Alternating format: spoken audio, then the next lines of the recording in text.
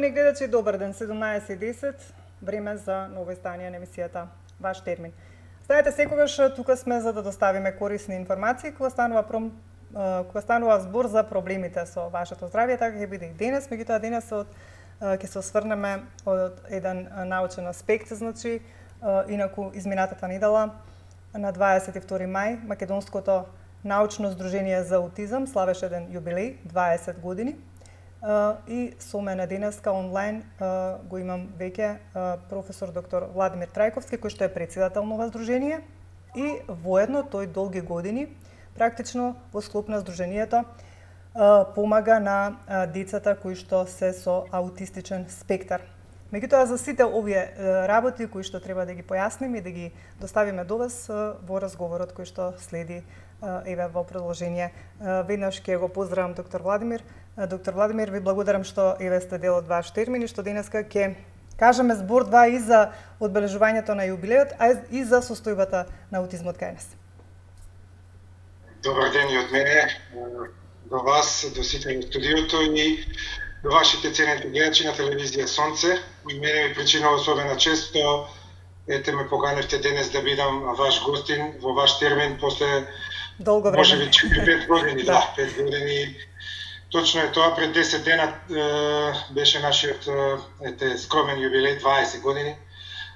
Не е ни голем период, ниту мал, за да се одбележи една епоха на наука, на едукација, на образование во рамките на аутизмологијата во Република Македонија. Така, како требаше да го одбележите, како планиравте, меѓутоа знаеме поради состојбата со COVID-19 и за жал се уште трае и денеска можеме да кажеме дека имаме еден малку поголема бројка, една поголема бројка на новодиагностицирани. Како планиравте, а како го одбележавте? Да, состојбата за жал е алармантна за сите во Македонија и токму поради тоа, иако ние подготвувавме скоро година и пол заедно со нашите партнери од Холандија, тоа е Риатач интернационалната фондација, планиравме една голема конференција која што требаше да се одржи на 29 и 30 мај во еден скопски хотел и на неа требаше да учествуваат преку 150 гости, од кои што повеќе од 50% сигурно беа пријавени од странските држави, тоа не само од европски држави, туку и од Соединетите американски држави. Имавме од Индија гости најавено, од Индонезија и речиси од сите земји на Европска унија, а за балканските земји да не говорам, скоро од сите најмалку по еден представник. Но, ете, за жал, пандемијата која што веќе зафаќа повеќе од 6 милиони инфицирани, заболени лица со коронавирусот, не спречи во тие намери и ние моравме во текот на месец мај да преминеме на една интернет кампања, каде што го запознавме нашето население во Македонија со сите наши главни цели и задачи, со сите постигнувања во последните 20 години во смисол на објавени стручни научни трудови во списанија со фактор на влијание, учествува наши на конференции, конгреси, потоа проекти кои што ги имаме 15 на проекти и можеби нешто повеќе, но 15 е оној број кој што се евидентирани и во кој што сме имале некакви договори. За жал, главно тоа биле со европски партнери. Многу малку сме добивале проекти од македонски финансиери, или од државата, да кажем. Така што во тој месец, мај, можеби еве малку и од јуни ќе опфатиме, бидејќи исто така можеби подоцна и ќе ме прашате во врска со така, што планирате, да. Од вебинарите, но тоа подоцна би го напоменал. Еве веќе и течат оние фотографии кои што се во однос на здружението, па би ве прашала, бидејќи веќе 20 години Во едно од вашите интервјуа, следејќи ги нели низ медиумите, велите дека се собравте пред 20 години група ентузијасти, професори и еминентни имиња и решивте нели да го оформите ова здружение. Што успеавте да направите за овие 20 години во однос на подигнувањето на свеста за состојбата на лицата, односно децата кои што имаат аутистичен спектар? Да, токму така, на 22 мај 2000 година, ентузијасти, кој помлад, кој повозрасен, во тоа време јас се уште бев асистент, но останатите четворица беа професори и 5 основачи. Так. Да ги напоменам, ете, би било убаво изгодно, бидејќи вие сте првиот ТВ медиум кој што ете го озваничува овој наш јубилеј. Професорот Љупчо Едински, професорот Мирко Спировски, професорката Кристин Василевска и професорот Копачев и јас се разбира, го формиравме Македонското научно здружение за аутизам и сметаме, да не бидам нескромно сватен, дека направивме доста како здружение во однос на подигнување на јавната свест, во однос на запознавање на граѓанството во Македонија со сите проблеми што ги носи аутистичниот спектар на нарушувања, како можеби еден од најгорливите проблеми и не само национален, не само регионален, туку и глобален проблем.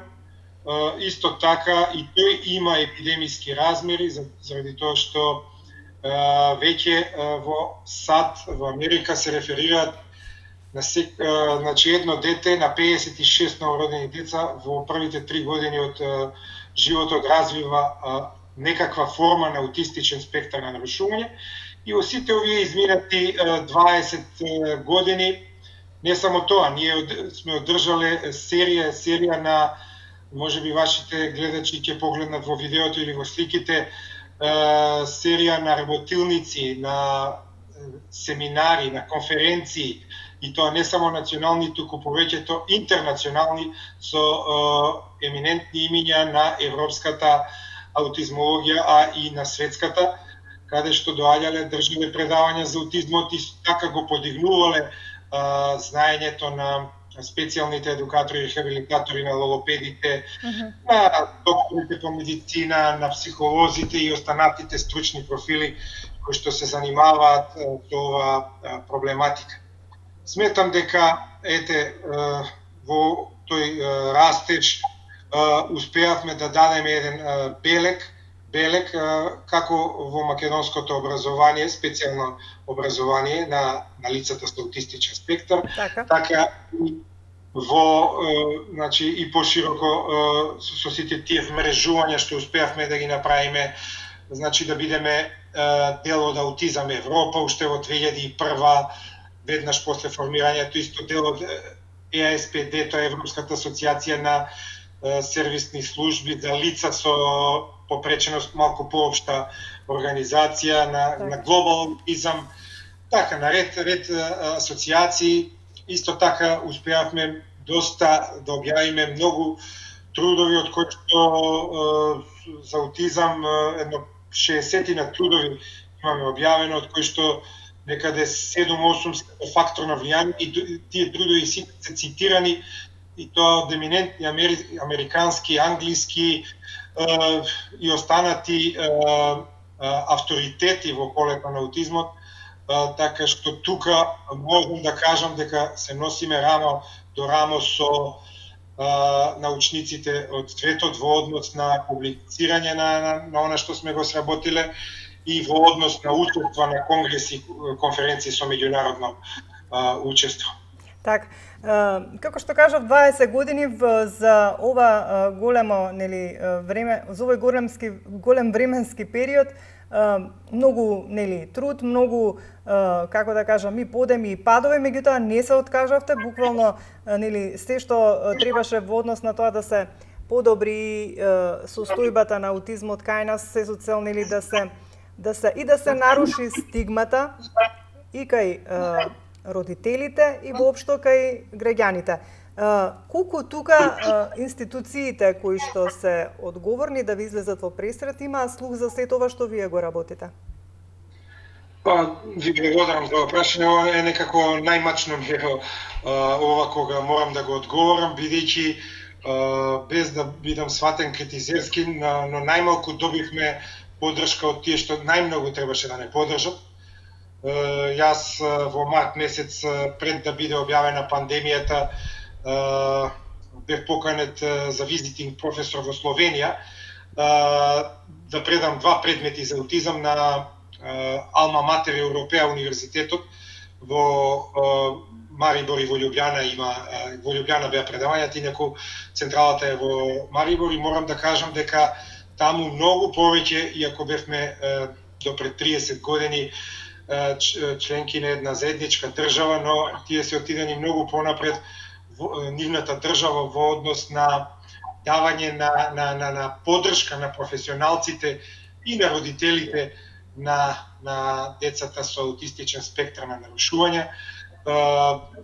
Речиси, можам само да кажам пофални зборови, можеби тоа била некоја почетничка среќа моја, тогаш кога го работев докторатот во периодот 1999 до 2002 година, да добијам 2 проекти од Министерството за финансии, некоја минимална финансиска поддршка, тоа е во однос на државата и потоа како Институт за дефектологија, уште 2 проекти, но тоа не идеше преку Сдруженијето, во кој што нели преку Министерството за образование и наука.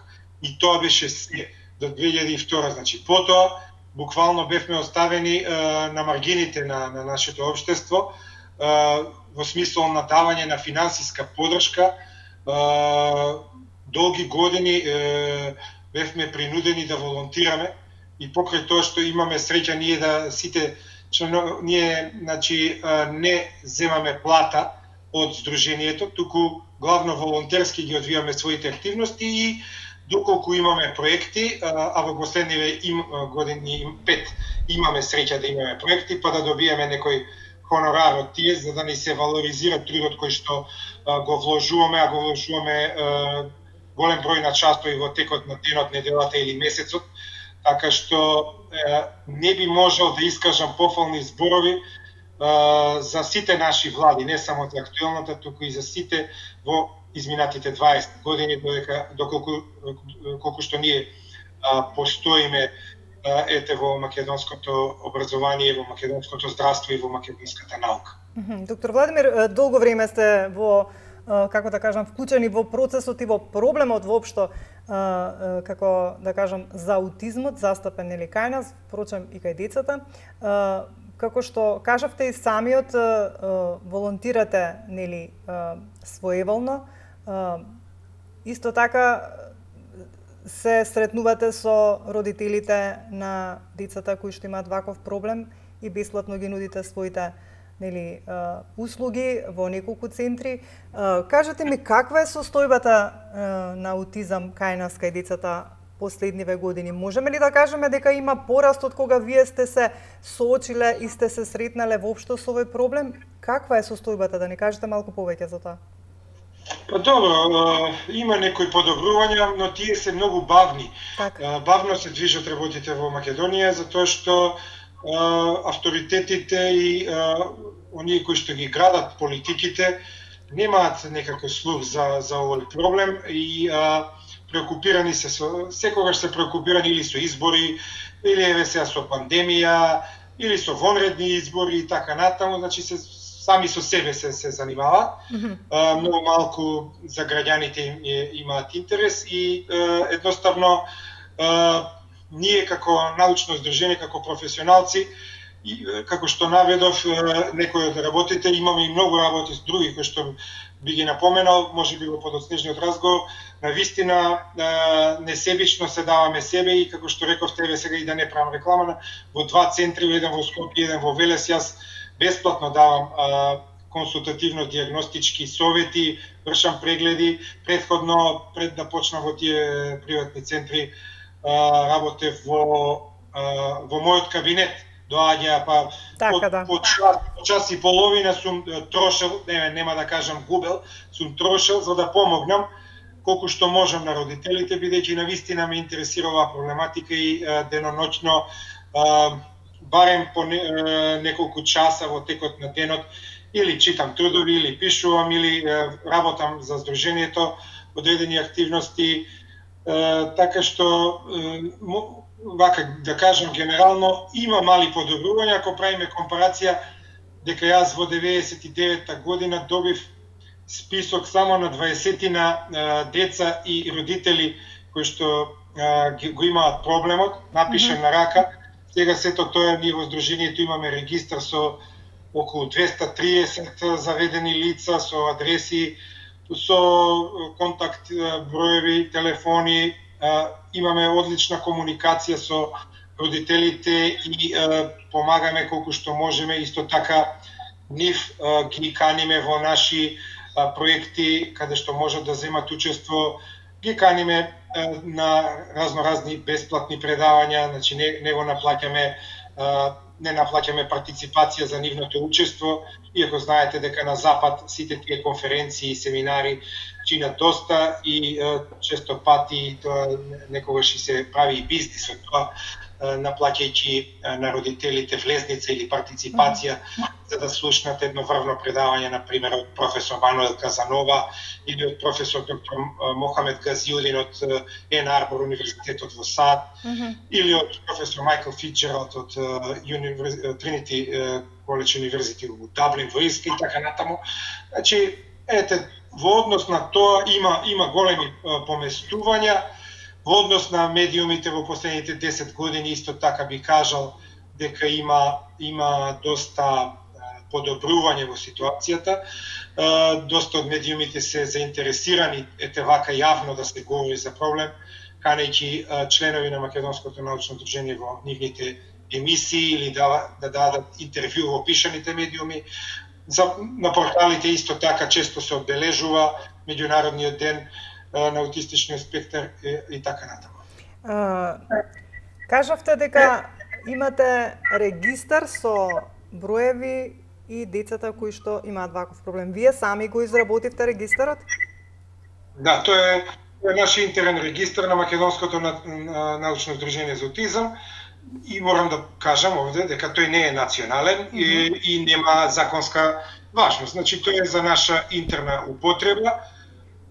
Ние од почнавме да праќаме писма до Министерството за здравство, кое што е надлежно за тој регистар. Воопшто нема никаков интерес во првите 10 години, а потоа во овие втори 10 години као ќе биде, ќе го направиме, почекајте малку и еве го, во последниве 5-6 години само се прави, ама јас не сум чул дека е направен. Иако тоа според мене мора да оди законски, бидејќи сериозните држави имаат национален регистар за аутистичен спектар на нарушување и така, кога имате регистар, вие може да ги планирате и едукацијата, образованието, програмите, плановите, курикулумите, колку да се вработат специјални едукатори, рехабилитатори во предучилишните установи, колку во редовните основни училишта, колку во посебните, колку во средните училишта, исто така може да го планирате здравствениот систем. Но ете, кај нас, како што одат многу работи, еве денеска навистина, како што кажавте и во овој разочарувачки бројки во однос на COVID-19 и веќе како да сме во втор пик или како да првиот пик воопшто и не ни спласнал кај нас. Иако сите околни земји веќе се при крај со.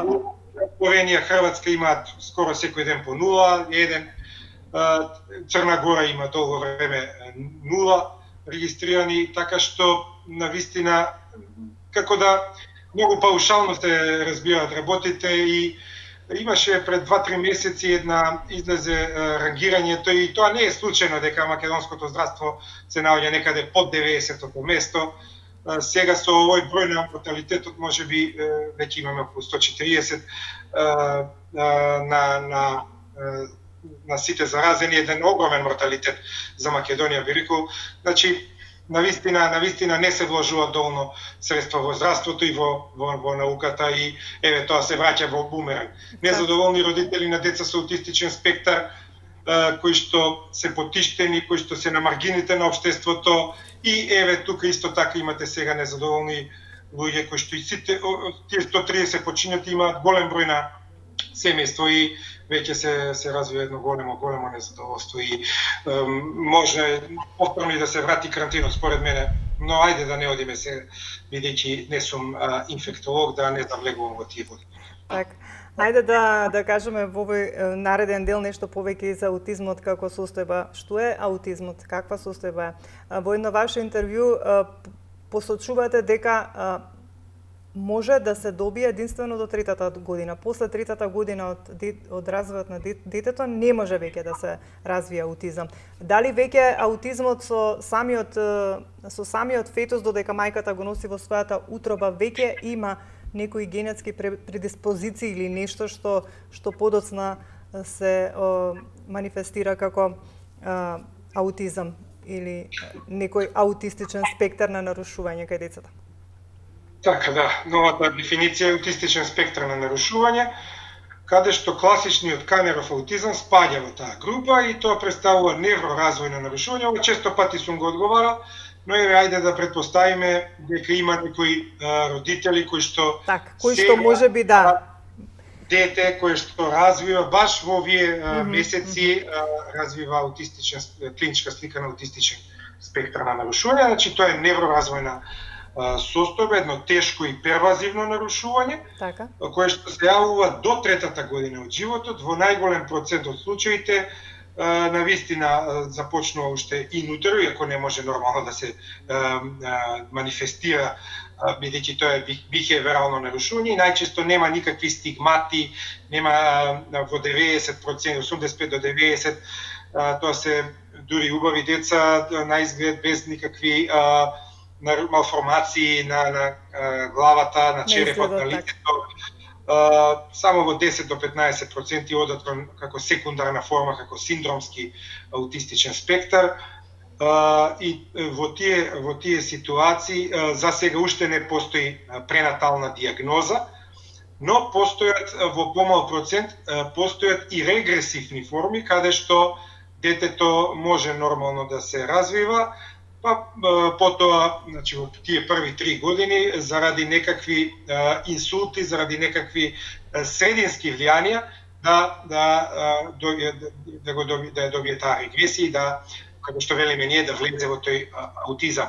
Инаку генетската предиспозиција е предоминантна, коефициентот на наследност изнесува некаде над 90% и тоа е туку најнаследното невропсихијатриско нарушување, значи со најголема коефициент на наследност, со најголема генетска компонента која што учествува. Не е 100% наследно, значи оставаме десетина проценти на срединските влијанија, значи начинот на пренесување, сега да не одам многу во генетски детали, е полигенски, тоа значи дека одговорни се повеќе гени кои што се мутирани и во една лоша интеракција со средински фактори можат да доведат до појавност на овој спектар на нарушување. Кои се тие некои специфични симптоми кои што можат да покажат на родителите дека детето има некои вакви нарушувања во однос на аутистичниот спектар? Што треба нешто да се препознае кај однесувањето кај детето за да родителите навреме реагираат, нели, и за да се консултираат со лицата кои што се одговорни за ова, за да утврдат точно дали станува збор за тоа?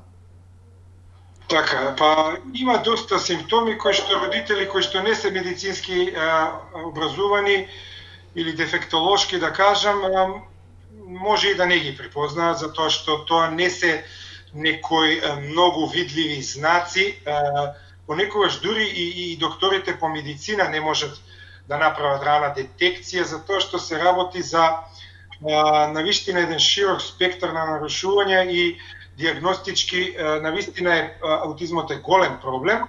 Например, детето кое што е доенче во првите месеци од животот, обично или е премногу мирно, или премногу е надразливо, плаче, нервозно е, анксиозно е. Потоа при крајот на првата година од животот обично не се врти на не го прати контактот очи со очи кога родителите или блиските ќе го довикаат неговото име. Тој не се врти, не се одзива на повикот, значи го нема тој контакт очи со очи. Доцна често пати голем процент од нив доцна прозборуваат, значи ги немаат тие први зборови некаде околу крајот на првата година, мама, тато, баба, дедо и така натаму. Така што на вистина некој можеби тоа го припишуваат, ајде машко е, бидејќи машките многу почесто се засегнати 4:1 на нивна штета во однос на девојчињата, и има во наши некои средини тоа го толкуваат како ајде машко е подоцна, но тоа е само губење време. Мораат родителите да веднаш да побараат помош од медицинско лице, да се диагностицира понатаму ефектолог, логопед и така натаму, значи цел тим психолог, тим кој што може да помогне. Значи тоа се основните знаци. Главно немаме биомаркер со кој што можеме ние да детектираме, да извадиме крв или да земеме ликвор, цереброспинална течност со пункција и да кажеме ова сега се работи, или да направиме магнетна резонанца. Најчесто при магнетна резонанца во огромен процент не се наоѓа ништо. Значи не се работи за големи патоанатомски дефекти во мозокот, туку тоа се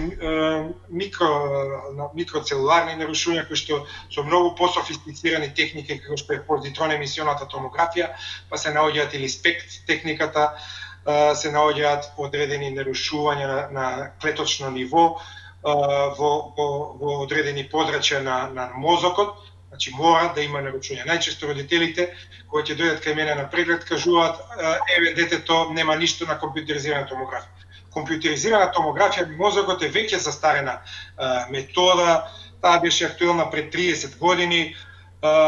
Сега веќе и повеќе, така што сега дури на магнетна нуклеарна резонанца, ако нема некој потежок синдром, како што е туберозната склероза, како што е неврофиброматозата, најчесто не се наоѓаат некои големи промени на мозокот.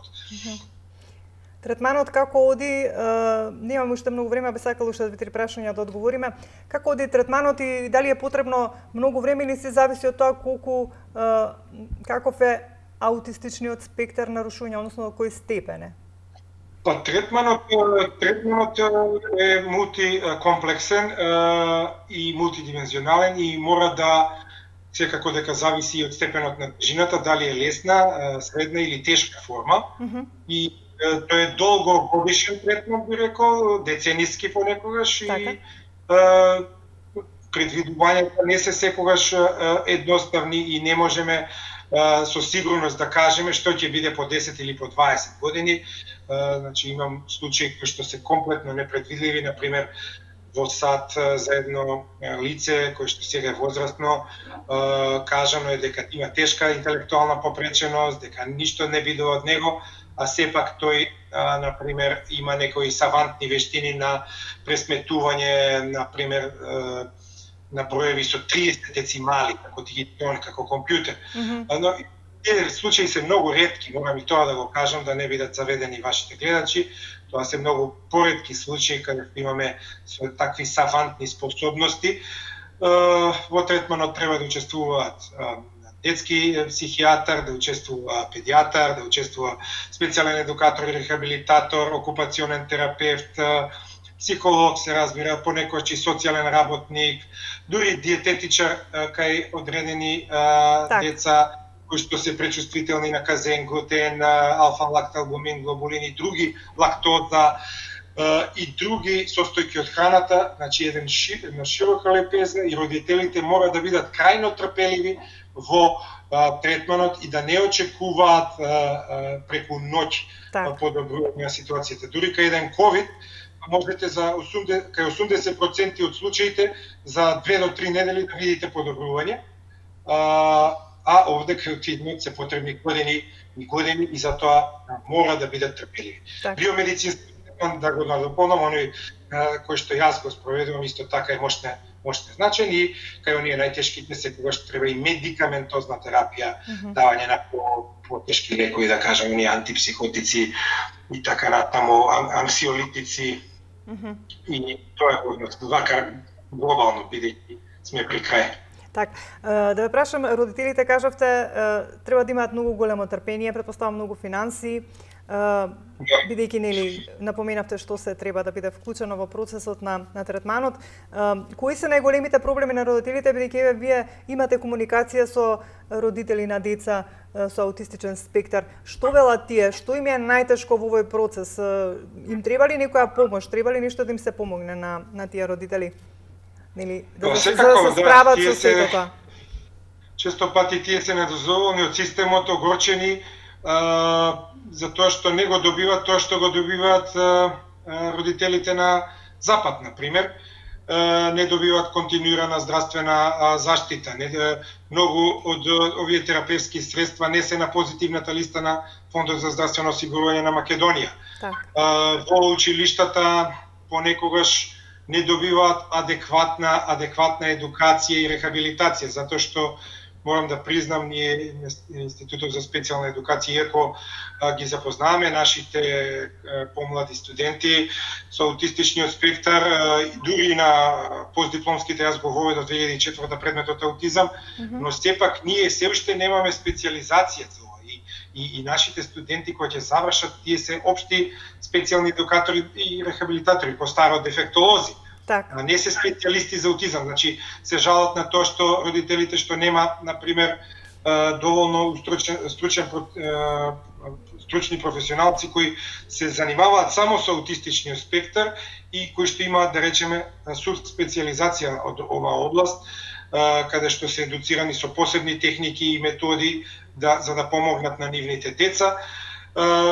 И ред се жалат исто така во градинки, например, порано особено, сега не сум чул во последните 2-3 години, но порано, до пред 3 години, често пати директорите не им ги примаат децата, као па ние немаме професионалци, немаме негователи кои што би можеле да работат со вашето дете е агресивно, земете си го дома, и така најчесто еден од родителите е жртва за своето дете, без вработување, без материјални приходи, а другиот родител пак мора да работи по 12 часа на ден за да работи за двајца и за да донесе некои приходи дома, бидејќи често, како што кажав, мора да одат некојаш одат и на испитување во странство, одат купуваат некои биомедицински третмани исто така во странство, тука плаќаат често пати дефектолог со собствени средства во приватните центри